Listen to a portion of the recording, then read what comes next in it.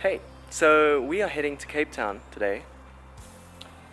Yesterday I did all the roof rack stuff, got everything installed up there, just to give us a bit of extra storage space, somewhere to put our tent and all that. Today we have to pack this into this tiny little space in here. So it's going to be a bit of a fun challenge for Chandel and I, but we will see you soon.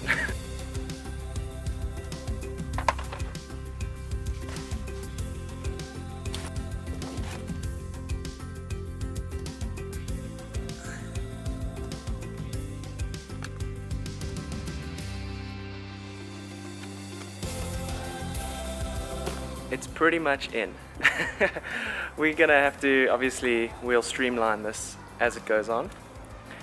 And even just from the first few days of traveling, we'll have this thing repacked completely.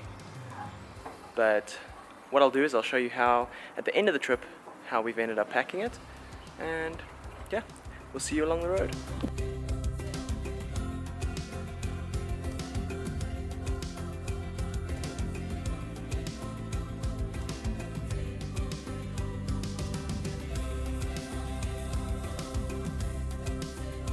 We've stopped for the evening.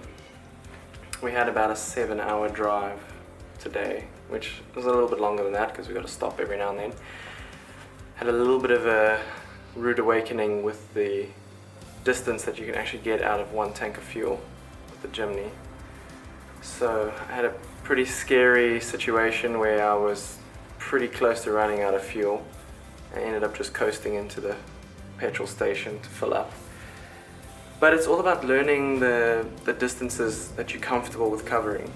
You know, my previous car, I knew how far I could take it on a tank of juice. So it's one of those things, just learning that now with the Jimny. So it's, I don't know, we loaded up quite a bit at the moment. We haven't had the best fuel consumption. We've been averaging about 10.7 liters per 100.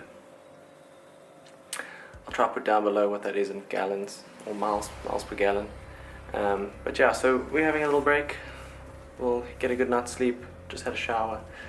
But yeah, I'm pretty skeptical about our parking situation tonight. It's a little bit dodgy, and this is Africa. So let's hope we still have our jerry cans and our tent tomorrow morning when we wake up. But yeah, look, we're not camping tonight because we arrived at 12 o'clock at night. So we didn't want to be setting up a tent and everything on our first day at midnight in strange places in the dark.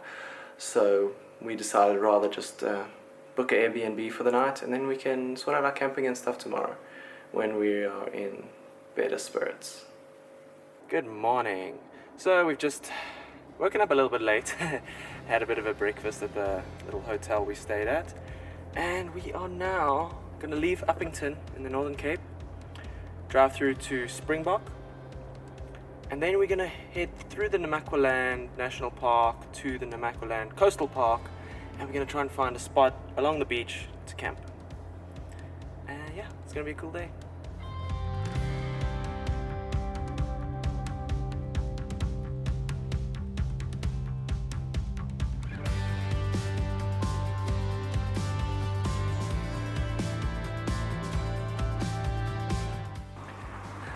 Classic.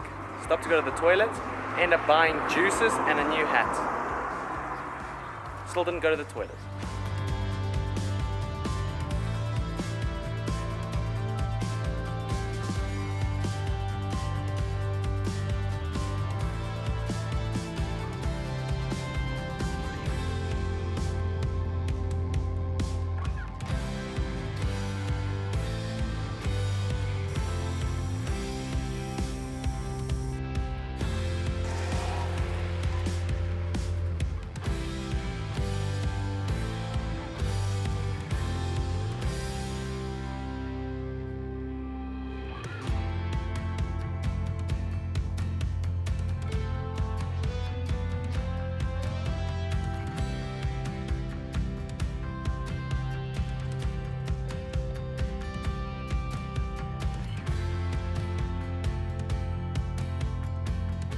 chasing down the sun at the moment to try and get to camp.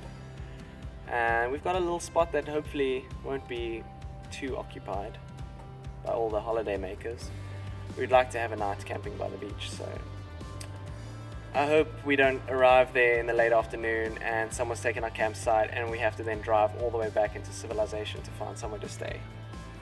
But so far, so good. It's been a beautiful day of driving.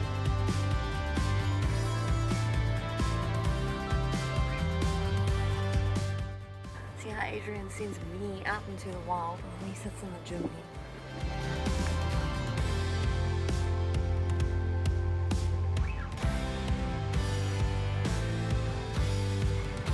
There we go.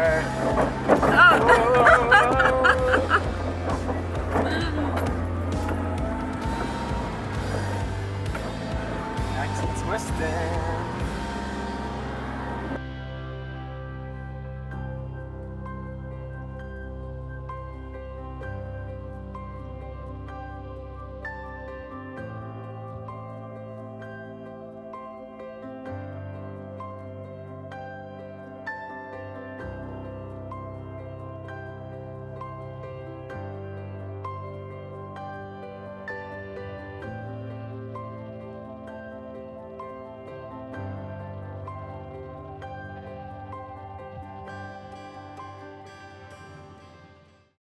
Hey guys, so we just stopped for the day. We were gonna camp and everything, but after having such a long, sweaty day, it was about 37 degrees today, so we just wanted to be able to just have a nice warm shower and everything. And especially seeing as tomorrow we're gonna go and see some of Chandel's family, so we want to be fresh and ready for tomorrow. We've got a bit of a drive ahead of us still to get to Cape Town, but not too bad. I think this is going to be a really nice little pit stop for us. But the drive today was sensational. It really, really was. It's one of those things that the camera can't actually capture everything. It can't actually capture how insane it is. It's one of those drives you have to do on your own. So essentially the drive that we did was along the Namaqualand coastal kind of route. There's a bit of a drive you can do there, and it's got axle twisters and it's got thick sand and it's just got all of those cool things that really like put the Jimny to the test. And I'll be honest with you, I was a little bit disappointed with the Jimny at first, and when I hit, especially once I hit the gravel, it was super unstable and I was quite worried actually, because I had just like nightmares of what was going to come up. And I deflated the tires and everything, and when I saw the tires, I'd seen that they had gone up to like 2.5 bar, and I told the petrol attendant to take it to 2, but it just shows you to, double check. It could also just be the crazy heat on the road. But yeah, once I decreased the pressures and everything, the ride was beautiful. It was really, really good.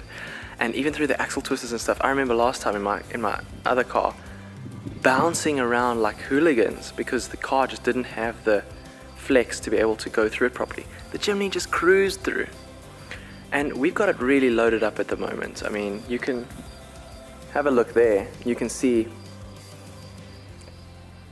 it's pretty loaded. We've taken a lot of stuff out actually. I realized that we actually almost overloaded it a bit. It was sagging at the back. But yeah, thanks for joining us so far, and I'm really looking forward to getting a good night's sleep, hot meal, and continuing tomorrow. Cheers. Cool, so remember to subscribe. There's a lot of stuff coming up, so you want to stay tuned to all of that. Like the video down below, because that's going to help promote us out to more people. And also, if you want some extra content, I'm quite active on my Instagram. I'm always posting stories when we're doing stuff live. When we're doing it live and things are happening and I'm at the workshops and I'm installing tires and I'm, when I'm doing all that stuff live, you'll be able to see that all on the stories. I will also be posting pictures and other the short edits of the videos on Instagram. I think it's worth it just for the photos. I mean, I'm a photographer, so I would say that I'm a bit biased, but head to the Instagram, check it out. I also have a group on Facebook called Rugged Overlanding Adventure Movement, ROAM for short.